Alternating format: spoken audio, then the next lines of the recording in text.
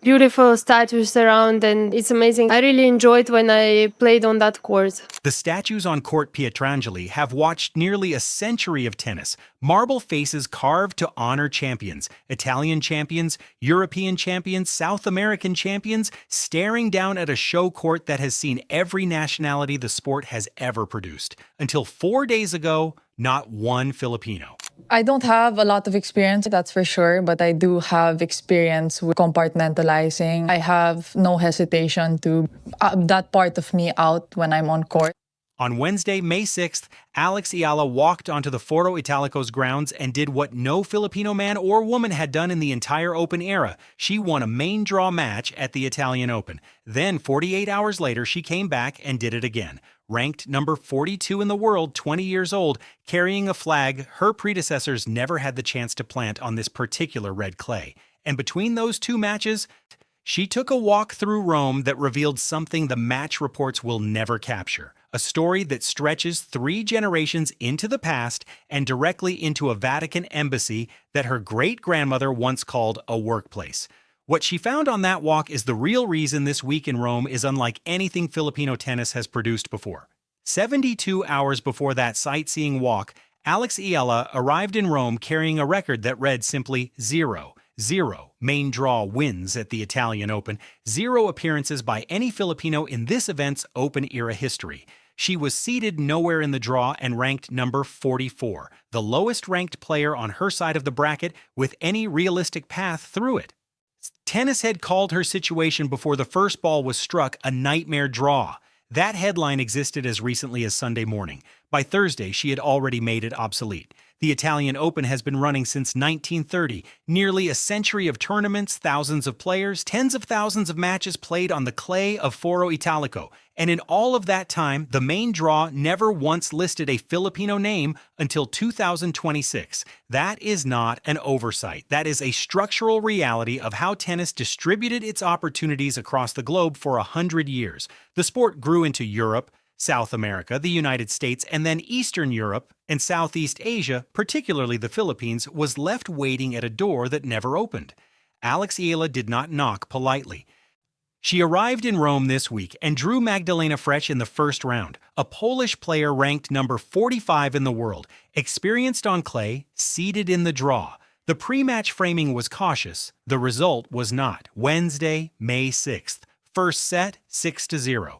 Eala dismissed Frech in the opening set without dropping a single game. The statement was so clean it almost felt wrong for a player described entering the week as an underdog with a nightmare assignment. Then Frech stabilized, pushed back, and took the second set 6-3. This is where some players dissolve, where the scoreboard flips the psychological weight and the comeback feels harder than it is. Eala played a third set and won it 6-4. The final line, 6-0, 3-6, 6-4, tells you exactly what kind of player she has become. She dominates, she absorbs, she closes. That match made her the first Filipino in Open-era history to win a main draw match at the Italian Open, and WTA.com recorded that milestone in its editorial language without embellishment. Alexandra Eala, the first player from the Philippines to appear in the Internazionale BNL d'Italia in the Open era. The tour wrote it. That is not a fan projection. That is the official record. Then came Friday, May 8th, and the level rose to a different conversation entirely. Wang Xinyu walked onto Court Pietrangeli, ranked number 31 in the world, seeded in the draw, and carrying a recent psychological advantage over Eala that mattered.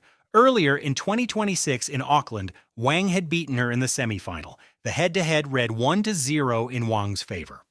That is not an insignificant detail when two players meet again on a show court with a historical milestone on the line. Eala fell behind 0-3 in the first set. Put yourself inside that moment. You have already made history once this week. You are on a marble-lined show court in Rome.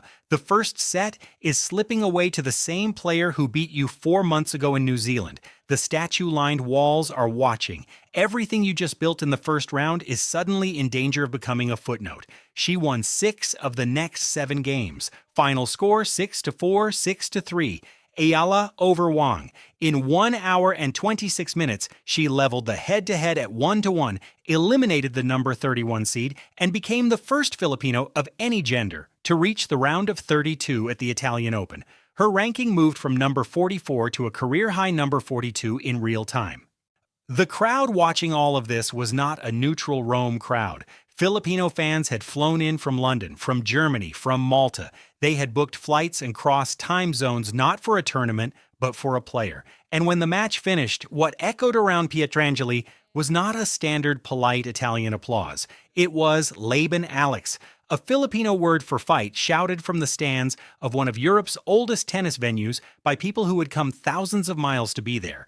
GMA News called it the Alex Eala effect, igniting Pinoy pride in Italy. Just to support Alex. Yeah, kasi po siya yung pride ng Dian Castillejo, one of the Philippines' most respected sports broadcasters who was on the ground at Foro Italico, documented flags appearing against the backdrop of marble statues. Italians in the crowd reportedly picked up the chant alongside the Filipinos, Forza Alex and Laban Alex, in the same breath. You cannot manufacture that. You cannot schedule a crowd to fly from 3 countries. That is what genuine historical significance looks like when it arrives in real time. Then, between matches, she went for a walk.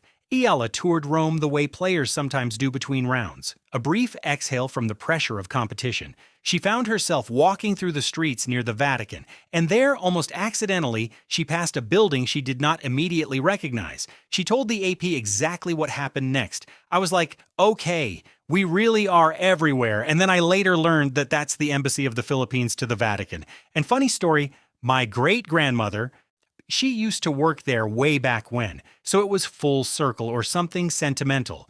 Read that again slowly. Her great-grandmother worked inside a Filipino diplomatic building in Rome, in the same city where, generations later, her granddaughter is making history at the Italian Open. Eala did not plan this narrative. She stumbled into it on a sightseeing walk. The connection between her family's past in Rome and her own present in Rome is not a metaphor someone wrote for a broadcast. It is literal. It happened, and it makes everything she has done this week carry a weight that goes far beyond tennis rankings. The wall of history did not just crack, it cracked on top of something her family had already touched. The WTA does not often write sentences that feel like historical pronouncements. The tour is careful with its language. Its editorial team at WTA.com does not hand out milestone designations without verifying them against the record, which is why the sentence they published on May 8, 2026 carries the full weight of institutional authority. Alexandra Eala, the first player from the Philippines to appear in the Internazionale BNL d'Italia in the Open era. And further, she could also become the first Filipino player, man or woman, in the Open era to reach the round of 16 in Rome. That is the WTA's official record-keeping voice, the same institution that certifies Grand Slam titles, tracks career prize money, and maintains every meaningful statistical entry in women's tennis history, confirming that what Eala is doing this week has never been done before in Rome. Billie Jean King has spent decades preaching a specific thesis about women's tennis, that the sport only fulfills its promise when the draw reflects the full geographic breadth of the world. She has argued this in boardrooms, in print, and in every public forum that would have her. That representation is not a social courtesy. It is the commercial and moral backbone of the tour's future. The title of this video connects her name to Eala's Rome run. And while no verified BJK statement specifically addressing this week's results in Rome exists in the public record at time of research, her thesis is exactly what Eala just proved on court Pietrangeli. A Filipino woman breaking through a century-old door at one of the sport's most prestigious events is not a side story. It is the central argument King has been making for 50 years, made real in red clay in Rome in 2026. Now she plays world number 2 Elena Rybakina. The data on Rybakina at this level is formidable. 24 wins and 2 losses in completed WTA 1000 matches when she wins the first set. 12 consecutive opening match wins at WTA 1000 events, a 2022 Wimbledon title, a Rome championship to her name. On paper, this is the door that closes, except there is a crack in the data. Rybakina is 1-3 in third-round matches at Rome across her career. The specific round Eala is playing today is the round where the world number 2 has historically been most vulnerable at this tournament. That is not a fan's wishful reading. That is WTA.com's own statistical record. A win today means something the record book has never recorded before. The first Filipino player, man or woman, to reach the round of 16 in Rome. It would also make Eala only the second woman representing an Asian country to defeat a top 5 opponent at this event, joining Rybakina herself, who did it representing Kazakhstan. Beyond this week, the calendar matters. Roland Garros begins May 24th. Eala arrives at the French Open with her best clay court form in history, a career-high ranking, and a momentum streak that now includes 2 rounds of a WTA 1000 on the surface. She has said publicly, directly to the Associated Press, that she has never been past the second round of a Grand Slam. I haven't been past a second round in a Grand Slam. So that would be nice. Those words were spoken with the understatement of someone who knows exactly what she is building toward. After Roland Garros, Wimbledon looms, the tournament she grew up loving above all others, the one she described in terms of tradition and elegance and the color of the grass. She will arrive at the All England Club this summer as something she has never been before, a player the draw respects. The Manila WTA 125 that materialized in January 2026 largely because of her stardom has already signaled that the WTA understands the commercial equation here. Filipino fans flying from London, Germany, and Malta to watch a quarterfinal match in Rome, that is not loyalty to a sport. That is loyalty to a person. And that kind of loyalty builds tournament attendance, broadcast deals, and the demographic expansion that tennis has been chasing for 20 years in Southeast Asia. Filipino fans scattered across 4 continents have been tracking this story for months. This week in Rome is proof, documented in WTA records and on-the-ground reporting, that what they saw developing was real. Earlier this year in Auckland, Wang Xinyu beat Eala in the semifinal. That result ended what had been a promising start to 2026 and reinforced a ceiling that had followed Eala for the first months of her professional career. The sense that the critical points in critical matches against seeded opponents still slipped away. She did not respond to that loss with a statement. She responded with her game. 4 months later, Wang was across the net again on one of Rome's most visible show courts. Eala fell behind 0-3 in the first set, replaying the exact dynamic that had cost her in Auckland.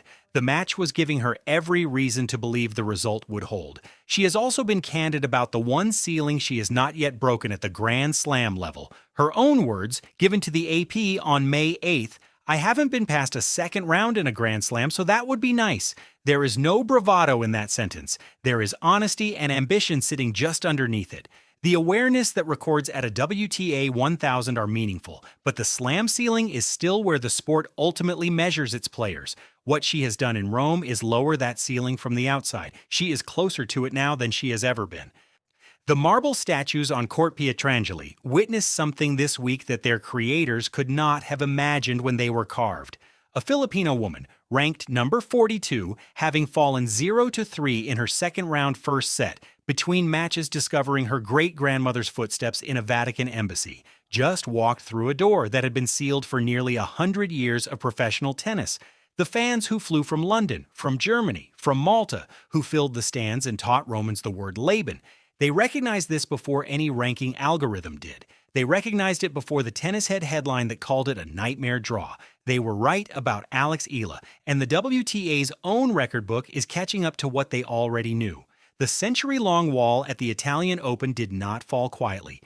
It fell with a chant in 2 languages, a great-grandmother's shadow on the walls of a Vatican embassy, and a scoreline on Court Pietrangeli that rewrote Philippine tennis history twice in 48 hours. Now there is a world number 2 standing between Eala and the round of 16. The door is right there. Does Alex Eala beat Elena Rybakina today and become the first Filipino in history to reach the round of 16 in Rome? Or does Rybakina prove why she owns WTA 1000 draws at this stage? Drop your prediction in the comments right now. I want to see what you believe. Every time Eala steps onto a court that has never seen her country's name before, this channel is going to be there to tell that story in full. The records, the history, the moments that do not make the highlights but define the career.